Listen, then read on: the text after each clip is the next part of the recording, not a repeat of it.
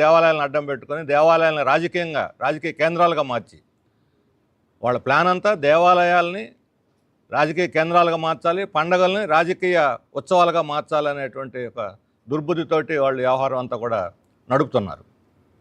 అలాగే వాళ్ళ రెండో డిమాండు దేవాలయాల్లో పనిచేసే సిబ్బంది, దేవాదాయ ధర్మాదాయ శాఖలో పనిచేసే సిబ్బంది బయటైనా సరే అవుట్సోర్సింగ్తో సహా కాంట్రాక్టులతో సహా హిందూయేతరులు ఉండకూడదు అని. మరి దీన్ని ఎలా చూడాలి? దేవాలయాలు టీటీడీ కానీ తిరుమల శ్రీశైలం పెద్ద లేకపోతే ద్వారకా తిరుమల కానీ వీటన్నిటిలో కూడా సత్రాలు ఉన్నాయి, బయట వాళ్ళ విద్యా సంస్థలు ఉన్నాయి, ఆసుపత్రులు ఉన్నాయి, అనేక మెయింటెనెన్స్ జరుగుతూ ఉంది. ఇందులో లోపల పూజారులు అందరూ కూడా హిందువులే ఉన్నారు. బయట ఉపాధి ఉద్యోగాల్లో ఒక 20 మంది 30 మంది టీటీడీ లాంటి చోట నాన్ హిందూస్, అది కూడా ఎక్కడన్నా ఎడ్యుకేషన్ ఇన్స్టిట్యూట్లో తోటమాలు గాను అటెండర్లు గాను ఇటువంటి చోట ఉన్నారు.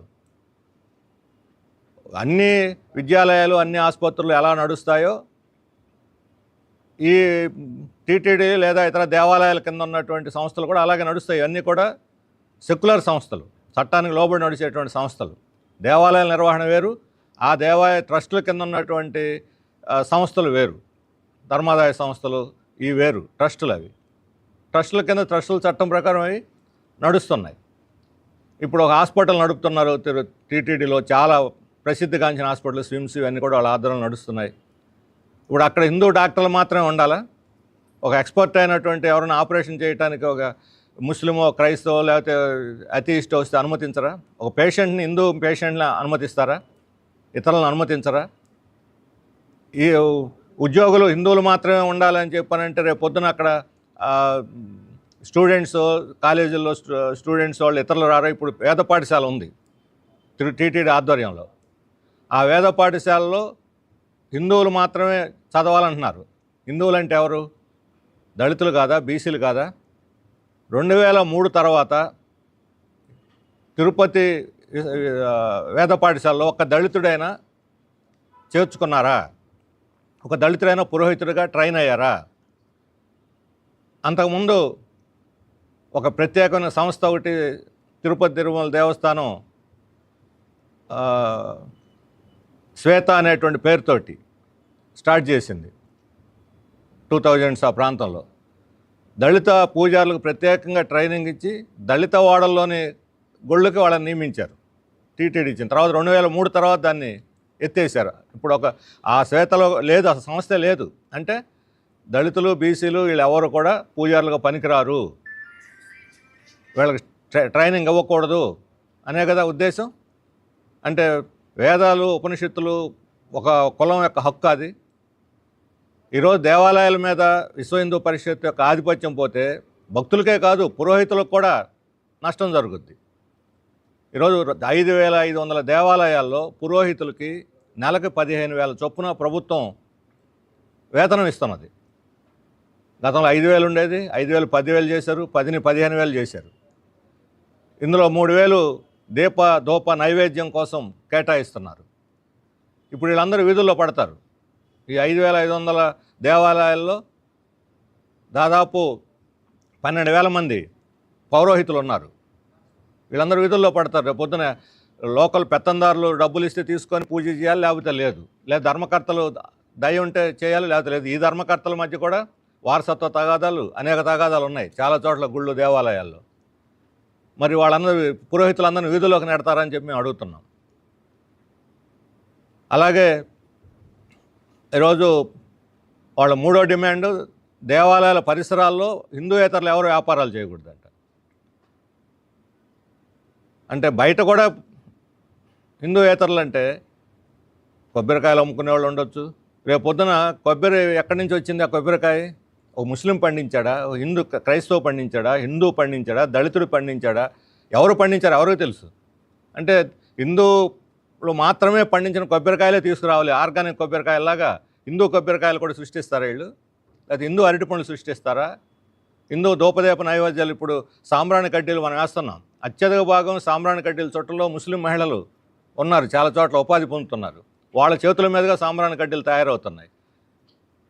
అలాగే ఈరోజు దేవాలయాలు వచ్చినప్పుడు ఈ పేలుస్తారు, ఈ తుప టపాకాయలు, కాకరొత్తులు, ఇటువంటి మన దీపావళికి ఇటువంటి సందర్భాల్లో ఈ ఇండస్ట్రీలో పనిచేసే వాళ్ళంతా ఎవరు? క్రైస్తవులు ఉన్నారు, ముస్లింలు ఉన్నారు. అవన్నీ అపవిత్రమైనయా? మరి వాటిని ఎందుకు నియోగించాలి?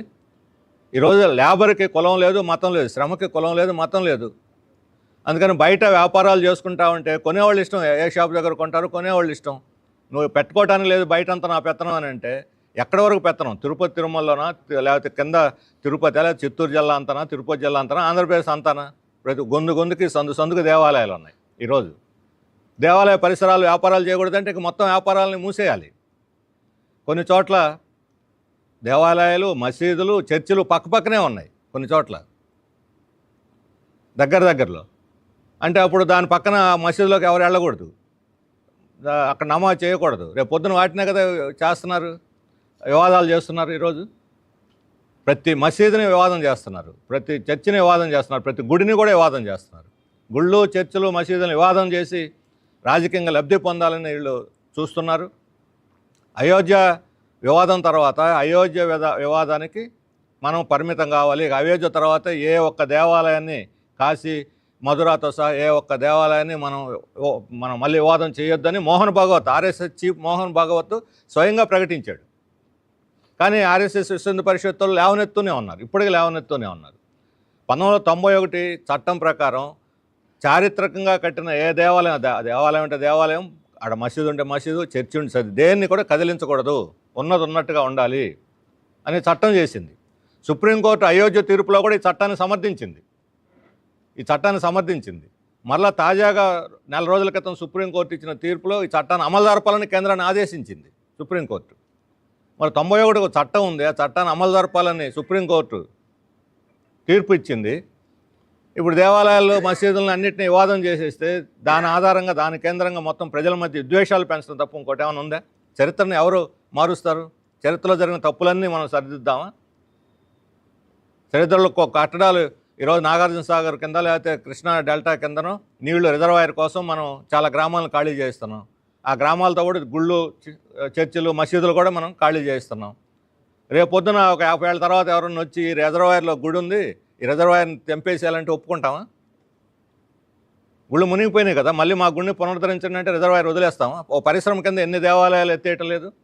పరిశ్రమ కింద కాదు, ఇందా నేను చెప్పా, కాశీ విశ్వనాథ్ దేవాలయాన్ని మోడర్నైజ్ చేయడం కోసం 40 గుళ్ళుని అక్కడి నుంచి తరలించారు. చిన్న దేవుళ్ళు, వాటి మీద బతికి చిన్న పంతులు, పురోహితులు ఆధారపడి బతుకుతున్నారు, వేరే చోట తరలించారు. అనేక చోట్ల ఇటు జరుగుతున్నాయి. రోడ్డు వైడనింగ్లో కేంద్ర ప్రభుత్వం హైవేలు అని పెడుతుంది, హైవేలు, రోడ్డు వైడనింగ్లో దేవాలయాలు పోతాయి, చర్చిలు పోతాయి, మసీదులు పోతున్నాయి. మరి ఇవన్నీ అభివృద్ధి కార్యక్రమాలను ఆపేస్తారా మీరు, ఏది మార్చకూడదని? అందుకని చరిత్రను తీసి వివాదాలు రెచ్చగొట్టి రాజకీయంగా లబ్ధి పొందాలనే ఒక దుర్బుద్ధి తప్ప దీని వెనకాల భక్తి లేదు, విశ్వాసం లేదు. వాళ్ళకి హిందూ మతం మీద వాళ్ళకి నమ్మకం లేదు. హిందూ మతం ఎప్పుడూ టాలరెన్స్, దాన్ని సహించటం, ఇతర మతస్థులను సహించటం అనేది హిందూ మతంలో ఉంది. ఈరోజు ఆ హిందూ మతాన్ని కాస్త మత ఉన్మాదం కింద మార్చి విద్వేషాలు రెచ్చగొట్టడానికి వీళ్ళు ప్రయత్నిస్తున్నారు. మేము మత విశ్వాసాలకు వ్యతిరేకం కాదు, మతాలకు వ్యతిరేకం కాదు. మతం అనేది వ్యక్తిగత విషయం, మత స్వేచ్ఛ ఉండాలి, రాజ్యాంగం ప్రకారం